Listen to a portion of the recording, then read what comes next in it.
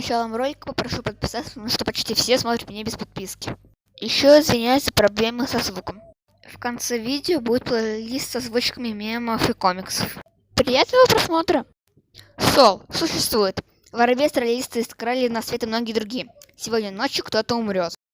Иди делать уроки. Окей. Увидел книгу КВ. Я только одну главу. Спустя 2 часа. Огник. Пойти на охоту? Белохвост. Не слышали. Пожрать двуногих? Да, слышал. Львиный свет.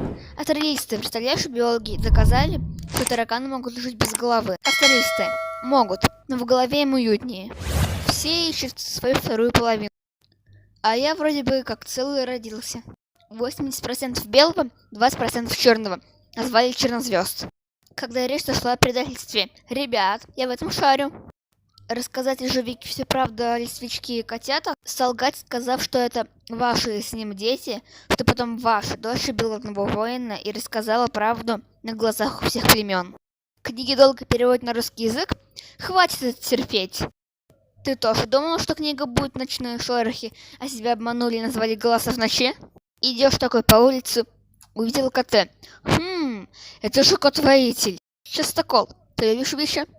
Список нелепых пэрингов от двуногих детей.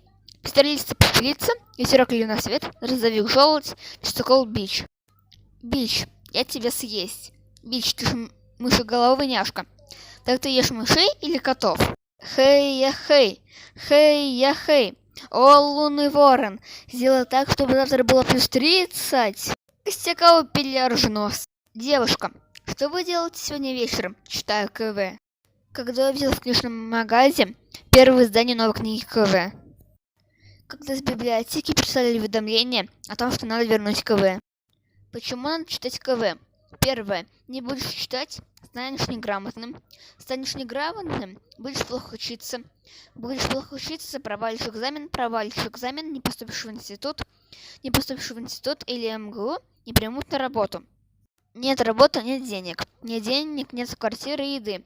Нет жилья, ты бомж. Нет еды, умрешь от голода. Вывод. Читайте книги КВ, а то умрете. Назвал учителя мышиным пометом. Когда наставник смешно пошутил, ты побыстрее хочешь стать воителем. Синяя звезда. Ты любишь рок? Обожаю. Я думал, ты любишь рэп. На чьей тетради нарисован кот? Выберите категорию. Тайна котов-воителей. Кто чей родственник? Называет учитель звезда сапом. Впрочем, ничего нового. Любовь — это часть КВ вместе.